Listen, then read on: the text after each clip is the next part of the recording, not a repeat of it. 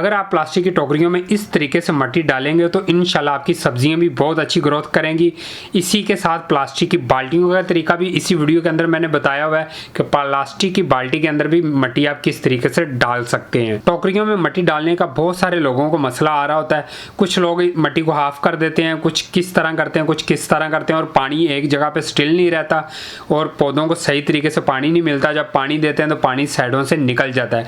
तो आज की वीडियो में यही मैं आपको तरीका बताने वाला हूँ कि मिट्टी किस तरीके से डाली जाती है टोकरियों के अंदर। बहुत ही बेहतरीन वीडियो है। इंशाल्लाह अगर आप ये वीडियो देख लेंगे तो आपकी सब्जियां भी बहुत अच्छी ग्रोथ करेंगी। यहाँ पर मैं आपके साथ शेयर करता चलूँ कि प्लास्टिक की बाल्टी को कंटेनर किस तरीके से बनाते हैं, उसकी मैंने अलग से एक वीडियो बनाई है। बहुत ज़बरदस्त वीडियो है।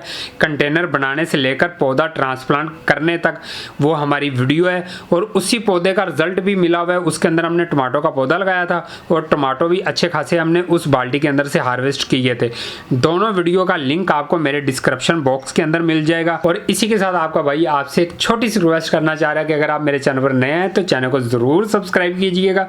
सब्सक्राइब करने से आपको यह फायदा होने वाला है कि आप गार्डनिंग बहुत आसान और सादा अल्फाज में सीख सकते हैं। छोटी सी आपकी एक कोशिश से मेरी वीडियो लाइक भी हो जाएगी, तो प्लीज वीडियो को लाइक भी जरूर कीजिएगा। क्योंकि इसके अंदर से मैंने मिट्टी को पहले बाहर निकाला है ताकि आपको बता सकूं कि किस तरह मिट्टी डाली जाती है। टोकरी के नीचे होल होते हैं, ये देखें, ये काफी ज्यादा होल हैं। जब मिट्टी आप डालेंगे तो ये नीचे की तरफ जाएगी। नीचे आपने न्यूज़पेपर रखना है। न्यूज़पेपर इसलिए रखना है ताकि वो जल्दी से गल जाएगा और उसके बाद वो नीचे से सुराख इसके खाली हो जाएंगे। मिट्टी फिर आपकी नीचे नहीं गिरेगी। वो इसलिए नहीं गिरेगी, जब हम पानी देते हैं पौधों को मिट्टी नीचे से जम चुकी होती है, वो गिरती नहीं है, बस पानी ही हमारा नीचे की तरफ जाता है। टोकरी की साइडों पे मैंने ये एक प्लास्टिक पेपर रखा हुआ है। आप भी प्लास्टिक पेपर रख सकते हैं, लेकिन मैंने ये प्लास्टिक पेपर इस तरह का रखा है कि ये जल्दी से गल जाता है। ये देखें, बिल्कुल ही ये नरम हुआ पड़ा है। बाद में ये गल जाए तो कोई टेंशन नहीं होगी, क्योंकि मिट्टी एक दफा सही तरीके से बैठ चुकी होती है।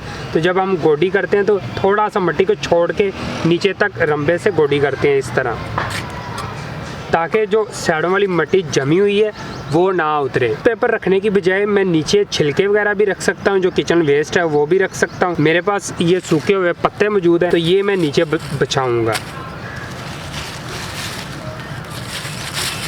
ये मैं इसलिए बचा रहा हूँ सूखे पत्ते, बाद में यही मेरे पत्ते ऑर्गेनिक खाद नीचे बन जाएंगे। जब अगले सीजन हम इसके अंदर पौधा लगाएंगे, मिट्टी को बाहर निकालेंगे तो ये तब तक गल सड़ चुके होंगे मिट्टी के अंदर ही। इस तरह के ग्रीन पत्ते भी आप इस्तेमाल कर सकते हैं इसके नीचे बिछाने के लिए। ले जी, ये मैंने बिछा दी है। ये थोड़ी सी मिट्टी भी पत्तों के अंदर मिक्स थी, तो अब इसके ऊपर मैं सही वाली मिट्टी डालूंगा जिसके अंदर हमने पौधे को लगाना होता है। ये इसके अंदर मैं गाय का गोबर ऐड करूँगा। कोई 10% के करीब आपने गाय का गोबर ऐड करना है। गाय का गोबर मैंने डाल दिया और अब इसको मैं अच्छी तरह मिक्स कर दूंगा।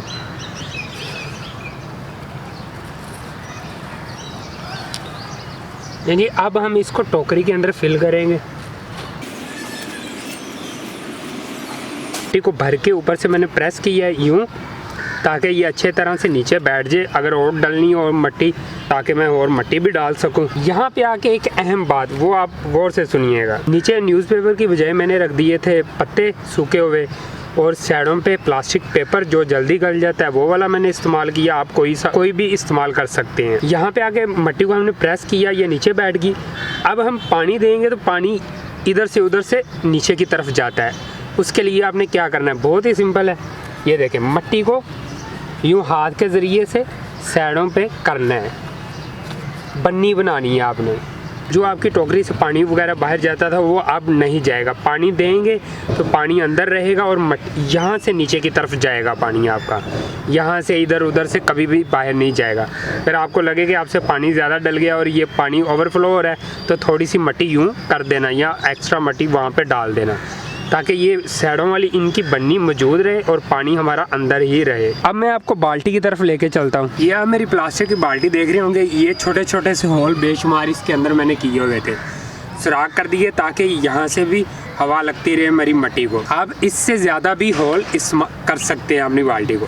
बाल्टी के नीचे भी मैंने काफ़ी ज़्यादा सुराख किए हुए हैं ताकि पानी का ड्रेन अच्छा हो सके और मेरी मिट्टी जल्द खुश्क हो सके। अब ऊपर मैं आपको मिट्टी दिखाऊं ये मेरी मट्टी देखें ऊपर से जल्द खुश्क हो जाती है। क्यों खुश्क हो जाती है? पानी अच्छे तरीके से ड्रेन होता है और साइडों से भी इसको हवा लगती रहती है। अभी इसको मैं पीछे नहीं कर सकता, ये ऊपर मेरा पौधा है, इसके ऊपर टमाटो भी लगे हुए हैं, तो इसलिए इसको मैं तंग नहीं करना चाह रहा। हाँ, यहाँ पे मैं आपको एक और बात बताता चलूँ, जब भी आपने बाल्टी के अंदर मट्टी डालनी है तो फुल भर के मट्टी डालनी है। बस तकरीबन 1 इंच का फासला आपने छोड़ना है जहाँ पे आपका पानी रुक सके। मुझे उम्मीद है कि आपको ये वीडियो अच्छी लगी होगी। अगर अच्छी लगी है तो मेरे चैनल को सब्सक्राइब कीजिएगा।